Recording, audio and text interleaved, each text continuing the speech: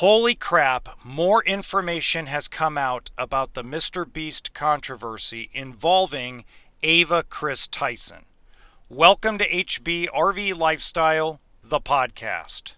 I am the host, the Honey Badger, here to give it to you straight and transparent about the RV business, as well as other things. And this reaction video is to a video the internet anarchist just released, and it's a great video. I'm going to link it in the description box below, so after or before you watch this video you could check that out, because it's an excellent video, very detailed, had new information in it. Thank you so much for that video, that's awesome. But I'm going to connect what's going on with MrBeast to what will probably happen, not just in the RV content industry, but across the entire content spectrum, but specifically with RVs, and I'm going to tell you why in a minute. First off, if you don't know who MrBeast is, he is or considered the largest creator of content on YouTube. In fact, he has an Amazon show coming out. The guy's humongous. His name is Jimmy. I am a big fan. So before anybody thinks I'm here to talk trash about Jimmy, I'm not, because I am a huge fan of MrBeast. I love his content. I've learned a lot from listening to him talk during podcasts. I don't specifically put 100% of the blame of what's going on him, but I do put a little bit, and I'll explain why as well as we go along. Okay. First off, if you have young children around, or teenagers, watch this later, okay? They don't need to hear this, especially if they're fans of MrBeast or if they watch his content. They don't need to hear this stuff, okay? But you should know, as the adults, okay? So I'll go over the basics and then I'll react. The basics is Kris Tyson was formerly known as just Kris Tyson. He was Kris Tyson, then came out as trans, and changed to Kris Tyson. Kris Tyson is being accused by a lot of people, and there's a lot of evidence of it, of now sending inappropriate messages, inappropriate adult content to minors. As a grown adult. Okay. There's another thing, and I talked about this last time, that he also seems to be throwing support at an artist that was known for making disturbing artwork of young children. And at one point, this guy, I think his name's Shad, you'll get the name of the person inside the video from Internet Anarchist, was being accused of being a pedophile. And Kris Tyson was throwing nothing but support for this artist. And this artist was actually canceled. His website was taken down by its own hosting server because of the content that this guy was creating. Borderline, I guess from other information I've read, other information I've gotten from other videos, this guy was borderline dark web stuff. Borderline dark web stuff. How is this going to connect to the RV industry? Well, I talked a little bit about it in the last episode that I did about this, but I'm going to go one step further. So, I'm going to tell you from the bottom of my heart, if anybody ever works for me on this podcast or works for me on the main channel, if I ever hire a video editor, if I ever hire anybody to do promotional material as an individual, I'm going to do extensive background checks on the person. And the person has to live in the States. Because this can really damage the reputation of a channel. This can really damage the reputation of an individual. Because let's face it, MrBeast, if you know anything about him, is a very charitable person. He has a philanthropy channel. He has done so much for so many communities, for so many people. He hires a massive amount of folks. He has several companies, including Beast Burgers and a chocolate bar company. The man is 26 years old, and to me has done more for the world than 99% of the politicians in the world. His focus is on making the world better and people better. Does he always do it the right way? That's all perspective. There are haters, and there are lovers, and there's everybody in between, right? But from my perception of things, he's an all-around good guy. But because he continued to surround himself with this person, he now is partially responsible for this. You know, the internet anarchist put a clip of a video where they're sitting down and Kris Tyson was continuing to try to make every photo or every drawing that they were looking at saying, "Oh, look, Jimmy, they drew you." Like trying to make him turn trans. Trying to push an agenda on Jimmy. That's what it looked like. There are red flags. Unfortunately, Jimmy must have known. Or Jimmy's just so out of control and doesn't know what's going on in the world. Highly doubt that. But there were red flags. And the hardest part about parting with friends, especially those that you came up with, is it's heartbreaking. Because you want to be there to support these people. I'm glad MrBeast finally came out and basically trashed everything that Kris Tyson was doing, denounced it all, said it's horrible, inhuman, stuff like that. So glad he did that. Because it needed to happen, because he is responsible not just for Ava, but is responsible for so many people he employs and so many people he helps, so many projects that are upon him. Now, should he be canceled? No. Will they try to cancel him? Yes. They're going to try. They are going to try to cancel MrBeast, and I don't think that's right. But I think MrBeast needs to make some kind of big gesture to the world, and I think he needs to do it on video, on camera, in an interview. I think he needs to actually speak about it, not just tweet about it. That's what my honest thing is. In fact, I would love to do it myself. Because as everybody knows, I'm fair to everybody. I'll give you the good, the bad, the ugly, the sunshine and rainbows. I'll give you it all.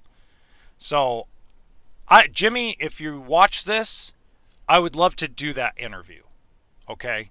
I know I'm a small little meat and potatoes podcast, but I'd love to have you on. That would be a fabulous thing if we could just clear, it'll give you a chance to clear the air, and I'm going to give you the hard questions and the easy questions because, the world deserves to see that, even though you may have known, you have your heart in the right place and you weren't trying to hurt anybody. Okay? How it affects RV content.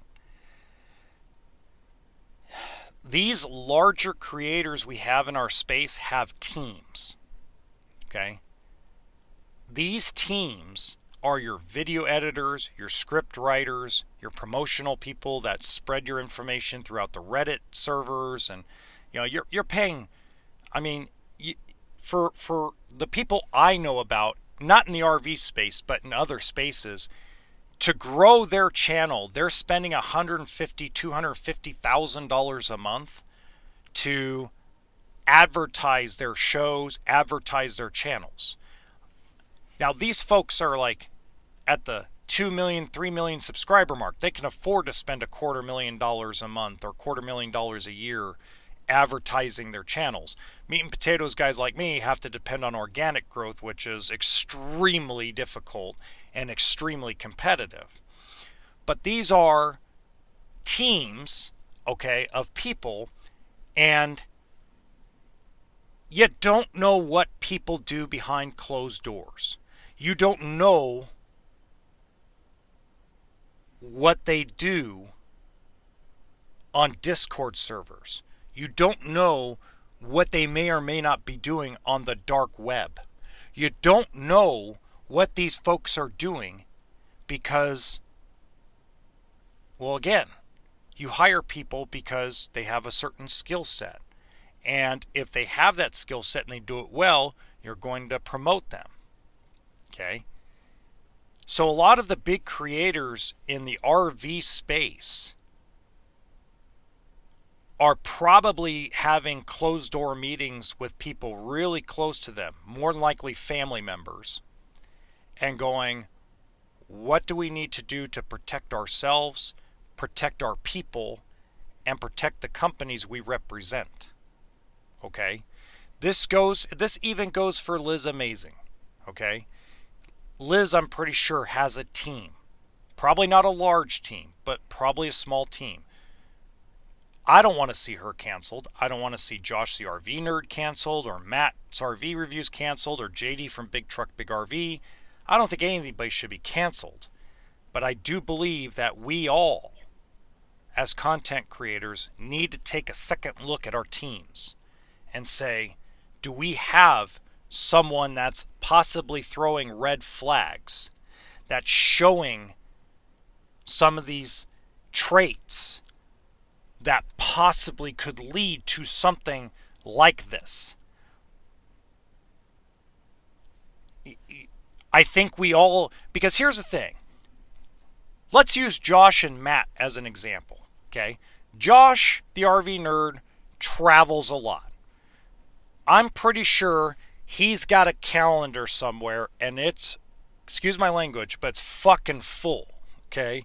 He probably, on his days off, he's probably thinking about work, okay? Because I know I think about content creation when I'm not necessarily doing anything. If I'm just sitting around, I'm like, okay, how can I make some content today? Or what can I make in the future? What can I study today that I can speak about tomorrow? Okay?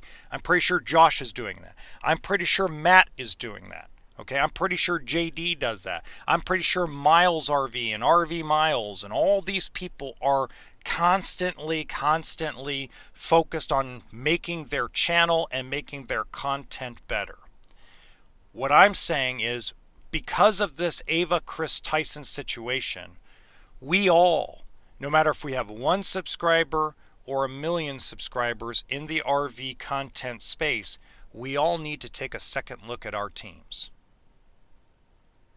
And we all just need to pay a little bit better, a little more pay attention to what's going on with our team members. Are they throwing red flags up of possibly doing something that might lead to what's going on with MrBeast? Is it a possibility that we as content creators are so zoomed in with blinders on like a horse racing that we're not paying attention to these little things, right? And here's the hardest part, guys. As you grow, and folks that are watching this, as we grow, okay, as this podcast has grown, as my main channel has grown, you start talking to more and more people, okay? You start making more acquaintances. You start talking, you start making some connections that help you source out information, okay? You start being able to get information before the public actually gets it. Some of it I already know that I promise I won't share until it comes out. At least they warn me the day it's going to come out, so that way I can announce it and be the first one to have it. I'm pretty sure my other fellow content creators have similar connections. But we just have to be careful about who we trust, who we allow in our inner circle, who we allow in that inner circle of trust. Somebody needed to tell Jimmy this. See, that's the problem too. When you grow up together, when you have several people around, everybody threatens lawsuit, this, that. Everybody threatens to do something to you when things are not going the right way. And that's not right either. And that's hard because, you know, if somebody is doing the stuff that Kris Tyson was doing and then threatens legal action if you fire them, it's like you're in a no-win situation. Okay? MrBeast is in a no-win situation. It might be going good now with Kris Tyson, but Kris Tyson a year from now can come out and start trashing MrBeast on video to gain clout and tell their story and write a book about, I don't understand, I've been doing this for years. There is something to surrounding yourself with the right people and not being afraid to cut ties with people quickly when it starts affecting your growth, your team's growth, and the company's growth. Okay? That's just a fact of life. Okay? Now, I already have confirmation from a source of mine that says, and it's not just in the RV industry, it is across several industries, power sports, boats, cars. These folks are having closed door meetings, these big, huge corporations going, okay, how do we make sure this doesn't happen? It's already started. Now, nothing's going to change tomorrow. Nothing's probably even going to change next year. There's contracts with a lot of people in the car industry, a lot of people with big retailers like Walmart and Target. But the way content creation and the way content creators are paid by corporations for brand endorsements, brand ambassadorships, things of that nature is going to change immensely. I believe what's going to happen, and this is what I was talking to 3 people about this late last night until 2 in the morning Pacific time. Great conversation. Realistically, this is how they see it. They don't think artificial intelligence will take completely over. But what will they do, and we're going to use me as an example. We're not going to use anybody else. We're going to use me as an example, okay? Let's just say, hypothetically, Camping World comes up to me and says, we want you to be our content creator. You're going to be independent. We're going to give you all the rope to hang yourself with because we know you're going to not want anything else but to do your thing and your thing only. And I go, yeah, great, bunch of money, bunch of this. Okay, now the contract will probably indicate that every single team member will have to go through some sort of actual background check, both with social media, criminal background, and intensive drug testing. If you don't have the 3 of those lined up, okay, and everybody's squeaky clean, it's going to be a breach of that kind of contract. Which means content creators will more than likely not be able to be in employee-friendly states like New York, Illinois, California, etc. Okay? They'll have to move to states that are like Nevada or Georgia or etc. because in those states you're allowed to do all that stuff. But there are states that you can't not hire someone because of their social media platform. You cannot fire somebody over their social media platform unless they do something against the company. So there is a lot of information out there that is going to be very, very concise, and contracts are going to change. And then the other thing that was said is more than likely they're going to go back to a time when we didn't have all these special video editors. You're going to see a lot more content creators that don't really edit very much except for on their phone or on their computer, so they can have these brand endorsements without worrying about the background checks of several of the people that work under them, whether it's an independent contractor or not. Because the fact of the matter is, the Camping Worlds of the world, the Walmarts of the world, the Targets of the world, the Johnson & Johnsons of the world know that a lot of people will subcontract information out, but those subcontractors, especially when they're doing video editing, want to have themselves credited as an editor somewhere in that video, whether it's in the description or maybe at the credits at the beginning or end of the video. So if they're attached to any video and they have issues like Kris Tyson does, that's going to come back on the creator, not on the video editor. So this is a turning point, in my opinion. This is a turning point in content creation and how we look at it. I think this is a turning point in how sponsorships are going to work. I think it's going to be really, really difficult going forward, probably 3 to 5 years from now, to be able to get a new contract with a sponsor unless everything you're doing is completely squeaky clean. That's my opinion. My sources tell me no. They don't think so. They think it'll be fine. It's just you're going to have to be extra squeaky clean. You're going to have to move your company to an employer-friendly state, so that way you can run social media backgrounds. You can run criminal backgrounds. You can do extensive drug testing. You can require certain things in states that you can't require in big liberal states, employee-friendly states like California, Illinois, New York.